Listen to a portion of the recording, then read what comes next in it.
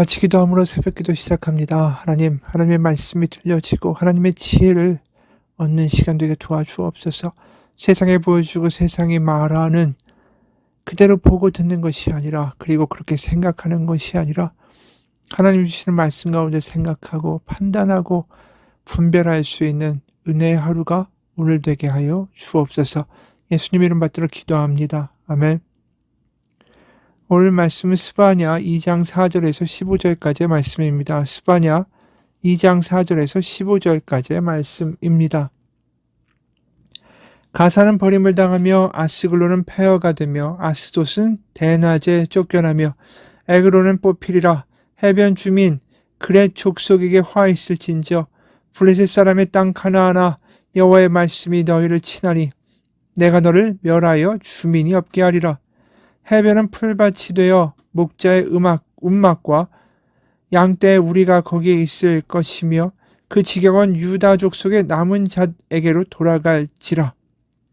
그들이 거기에서 양떼를 먹이고 저녁에는 아스글론 집들에 누우리니 이는 그들의 하나님 여호와가 그들을 보살피사 그들이 사로잡힘을 돌이킬 것임이라. 내가 모압의 비방과 암몬 자손이 조롱하는 말을 들었나니 그들이 내 백성을 비방하고 자기들의 경계에 대하여 교만하였느니라. 그러므로 만군의 여호와 이스라엘의 하나님이 말하노라. 내가 나의 삶을 두고 맹세하노니 장차 모압은 소돔 같으며 암몬 자손은 고모라 같을 것이라. 찔레가 나며 소금 구덩이가 되어 영원히 황폐하리니 내 백성의 남은 자들이 그들을 노략하며 나의 남은 백성이 그것을 기업으로 얻을 것이라. 그들이 이런 일을 당할 것은 그들이 만군의 여호와의 백성을 회방하고 교만하여 졌음이라. 여호와가 그들에게 두렵게 되어서 세상의 모든 신을 쇠약하게 하리니 이방의 모든 해변 사람들이 각각 자기 처소에서 여호와께 경배하리라. 구스 사람들아 너희도 내 칼에 죽임을 당하리라. 여호와가 북쪽을 향하여 손을 펴서 아수르를 멸하며 니느웨를 황폐하게 하여 사막같이 메마르게 하리니 각종 짐승이 그 가운데에 때로 누울 것이며 당아와 고슴도치가 그 기둥 꼭대기에 깃들이고 그것들이 창에서 울 것이며 문턱이 적막하리니 백향목으로 지은 것이 벗겨졌음이라. 이는 기쁜 성이라 염려 없이 거주하며 마음속에 이르기를 오직 나만 있고 나 외에는 다른 이가 없다 하더니 어찌 이와 같이 황폐하여 들짐승이 엎드릴 곳이 되었는고 지나가는 자마다 비웃으며 손을 흔들리로다. 아멘. 오늘 본문에는 열방, 바로 이스라엘의 이웃 나라들에 대한 하나님의 징벌의 예고가 나옵니다. 이런 이웃 나라들이 하나님의 징계를 받게 되는 이유는 뭘까요? 여호와의 백성을 괴롭히는데 그 이유가 교만 때문입니다. 우리가 이렇게 힘세고 우리가 여호와 아니라도 우리가 믿는 신이 있고 우리의 힘과 능력과 우리의 재주로 얼마든지 살아갈 수 있다라고 떵떵거리는 그 교만함 때문이죠. 그래서 그들이 가진 어떤 지식과 군사력과 풍부한 재물을 믿고 그렇게 떵떵거리는 나라들이 다 심판받게 될 거라는 거예요. 특히 오늘 등장하는 이 이웃 나라들은 이스라엘, 그러니까 그 남유다의 동서남북에 위치한 나라들입니다.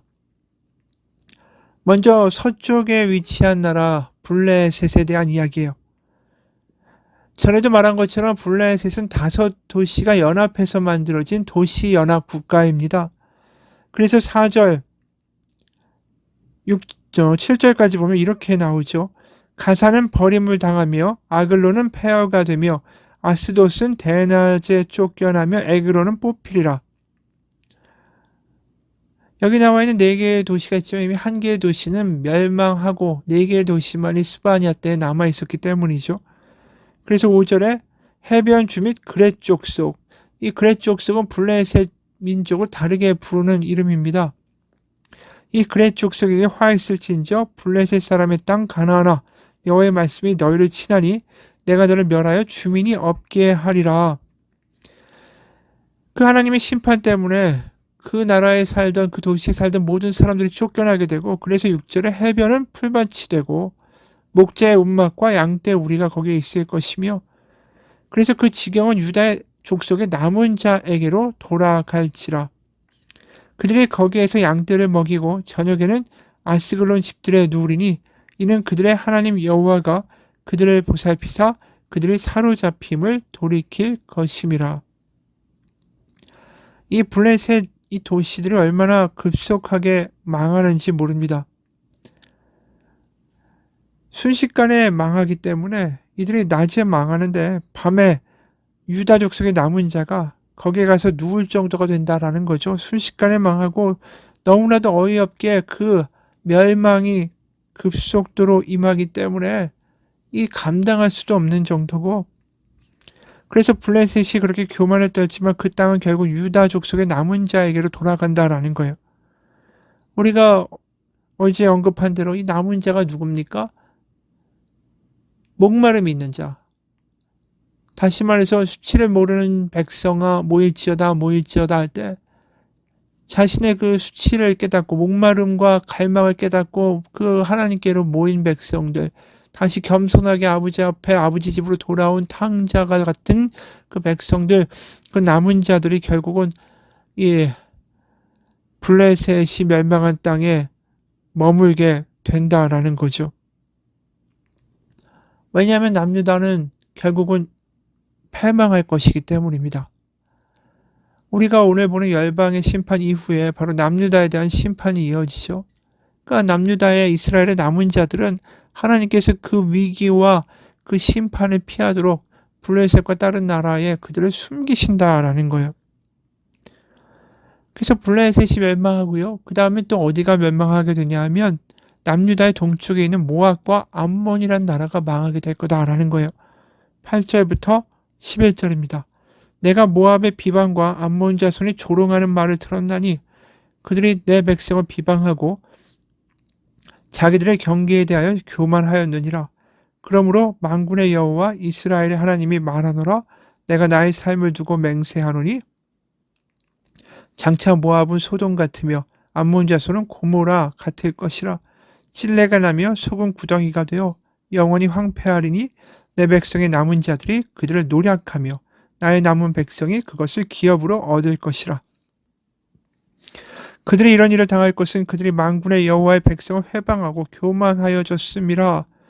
여호와가 그들에게 두렵게 되어서 세상의 모든 신을 쇠약하게 하리니 이방의 모든 해변 사람들이 각각 자기 처소에서 여호와께 경배하리라. 그러니까 이들의 패망의 이유도 교만이죠. 그리고 이들의 패망도 순식간에 이르게 됩니다. 전혀 예상 못할 때에 이루어지는 거죠. 그래서 9절에 그들의 멸망이 결국 모압은 소돔 같고 암몬 자손은 고모라와 같다라는 말씀이에요. 소돔과 고모라가 하루아침에 망한 것처럼 이들이 이렇게 될 것이고, 또 9절 후반부에도 보면 블레셋으로 피하는 유다 족속의 남은 자들이 있는 것처럼 모압과 암몬에도 이런 일이 벌어질 것입니다. 9절 후반부 보면 내 백성의 남은 자들이 그들을 모압과 암몬을 노략하며 나의 남은 백성이 그것을 기업으로 얻을 것이라. 그리고 나서 그 다음에 더 놀라운 말이 나옵니다.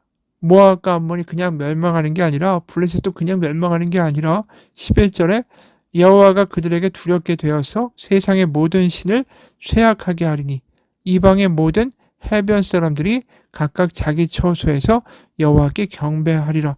그들이 멸망하게 되지만 역설적으로 그들은 뭘 알게 되냐 하면 여호와 하나님을 알게 되는 일이 벌어질 거라는 것입니다. 열방의 심판이 그저 교만을 떨고 악했기 때문에 너희들은 영원히 패망할 것이다로 끝나는 것이 아니라 그들의 교만에 대해 하나님이 심판하시지만 그 심판은 결국 이 남유다의 남은 자들을 위한 것이기도 하고, 동시에 교만했던 그 이방 나라들이 다시 하나님을 경배하게 되는 계기도 된다라는 것입니다. 그 다음에 또 어떤 일이 벌어지냐면 남쪽의 구스, 바로 애굽에 있는 그 옆에 나라죠. 그러니까 애굽이라고 봐도 무난합니다. 북쪽에는 이제 아수르에 대한 심판이 연결되죠. 12절부터 14절입니다. 구스 사람들아 너희도 내 칼에 죽임을 당하리라. 여호와가 북쪽을 향하여 손을 펴서 아수르를 멸하며 니느웨를 황폐하게 하여 사막같이 메마르게 하리니 각종 짐승이 그 가운데 때로 누울 것이며 당아와 고슴도치가 그 기둥 꼭대기에 깃들이고 그것들이 창에서 울 것이며 문턱이 적막하리니 백향목으로 지은 것이 벗겨졌음이라. 구스도 결국은 여호와의 칼에 멸망을 당하고요. 아수르라는 그 강대국, 제국, 그 수도 니느웨도 황폐하게 돼서 사막처럼 돼서 사람도 거주하지 못하고 거기에 고슴도치와 짐승들이 깃들이고 백향목으로 지었던 모든 궁전들이 이제 다 무너지고 벗겨지고 초라하게 될 것이다 라는 거죠. 그 이유가 15절입니다. 이는 기쁜 성이라 염려 없이 거주하며 마음속에 이르기를 오직 나만 있고 나 외에는 다른 이가 없다 하더니, 이 철저한 교만이죠. 나 외에는 다른 이가 없다. 나로 족하다. 내가 세상과 모든 것을 지배한다. 내가 신과 다를 바 없다. 그렇게 교만을 떨었더니 어찌 15절 후반부 이와 같이 황폐하여 들짐승이 엎드릴 곳이 되었는고 지나가는 자마다 비웃으며 손을 들리로다. 이들의 교만이 완전히 박살나게 된다라는 거죠. 그러면 앞서 말한 대로 모압과 암몬과 블레셋에게도 다시 하나님이 기회를 주시지 않습니까? 그럼 구스와 아수르에게는 기회가 없을까요? 사실 이들에게도 기회가 있습니다. 분명히 하나님의 여호와의 날, 진노의 날, 심판의 날, 파멸의 날에도 이 남유다에게도 남은 자가 존재하듯이 이방 나라들 가운데도 하나님께 돌아올 자들이 있다라는 거죠. 그러니까 하나님의 심판은 완전한 어떤 절망이나 비극으로 끝나지 않고 또 다른 새로운 시작을 만들어내신다라는 것입니다. 그게 우리가 계시록에서 보았던 새하늘 새 땅에 대한 이야기이기도 하는 거죠.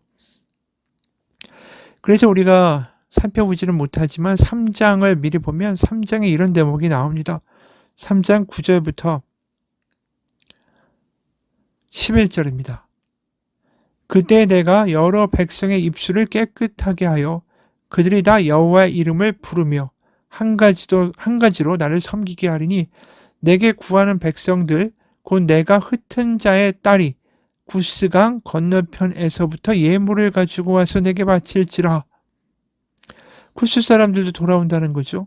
그리고 11절 그날에 네가 내게 범죄한 모든 행위로 말미암아 수치를 당하지 아니할 것은 그때 내가 너의 가운데에서 교만하여 자랑하는 자들을 제거하여 네가 나의 성산에서 다시는 교만하지 않게 할 것임이라. 그러니까 열방 가운데도 교만한 자들을 하나님 분명히 심판하시지만 그 중에서 하나님을 구하고 겸손한 마음으로 다시 아버지를 인정하는 자들에게는 분명히 그 어떤 민족이든 간에 하나님은 돌아올 수 있는 길을 열어주신다라고 말씀하시는 거예요.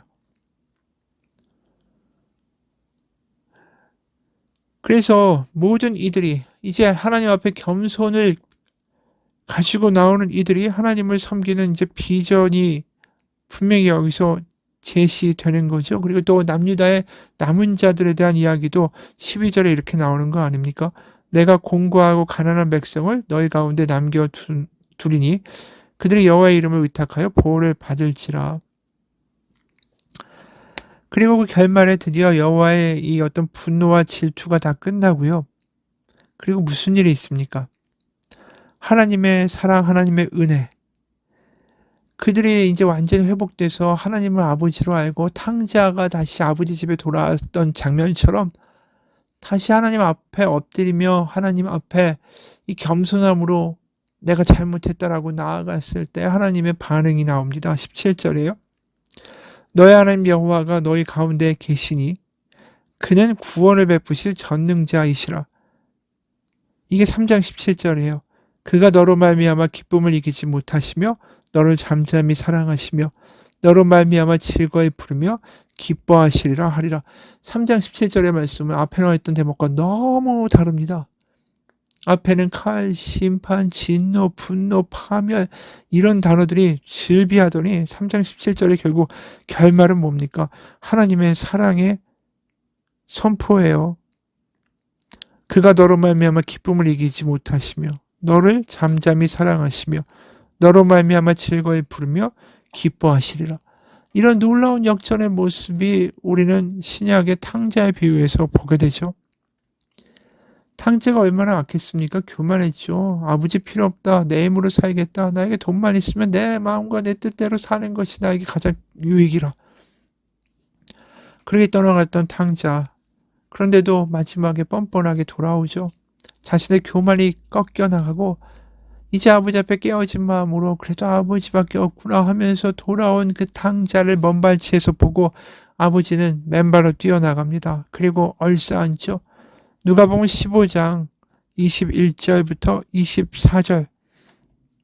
아들이 이르되 아버지 내가 하늘과 아버지께 죄를 지었사오니 지금부터는 아버지의 아들이라 일컬음을 감당하지 못하겠나이다 하나 아버지는 종들에게 이르되 제일 좋은 옷을 내어다가 입히고 손에 가락지를 끼우고 발에 신을 신기라.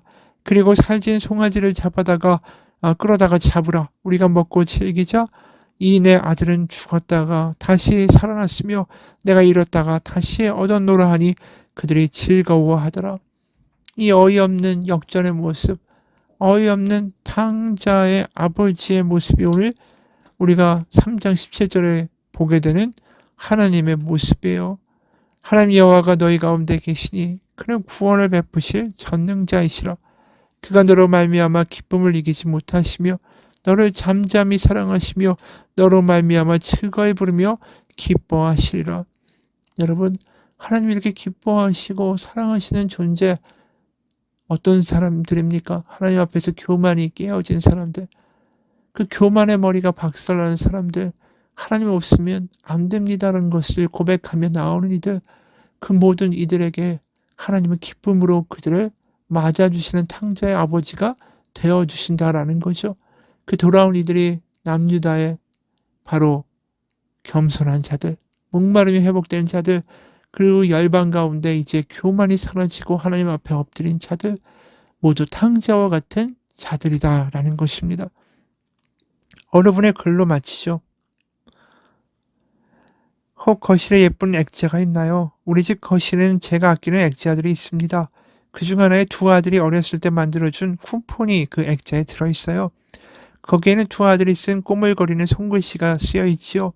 늘 활기가 넘치는 큰아들은 초인안마 10분, 따뜻한 커피 2잔 타줌 쿠폰을, 늘 예스 하는 작은 아들은 내가 뽀뽀해 줄게요 사랑해요를 쿠폰으로 선물로 주었어요. 20년간 저는 이 쿠폰을 쓰지 않고 액자에 넣어 간직하고만 있답니다. 엄마를 생각해주는 아이들의 사랑과 존재만으로도 매일 큰 기쁨을 누리며 살기 때문입니다. 이것 말고도 제가 아끼는 액자가 2개 더 있어요. 왼쪽 액자에는 어린아이의 연필 그림이 들어있습니다. 그림이라기보다는 동그란 얼굴의 두 눈, 그리고 짝대기 모양의 코와 입이 전부인 삐뚤빼뚤한 낙서에 가까워요. 그 액자에 들어있는 그림, 그 그림은 제가 3살 때 그린 그림이랍니다. 그 옆 액자에는 제 할아버지의 손편지가 담겨 있어요. 누렇게 변한 편지지에 이렇게 쓰여 있죠. 나의 귀여운 손녀 선경아, 2살 때부터 네가 자라는 모습이 귀여워 할아버지와 할머니는 너의 키를 재곤했단다. 할아버지는 너의 그림이 너무나 귀엽고 신기해서 하룻밤에 그린 그 그림을 간직했단다. 참 훌륭한 그림이야.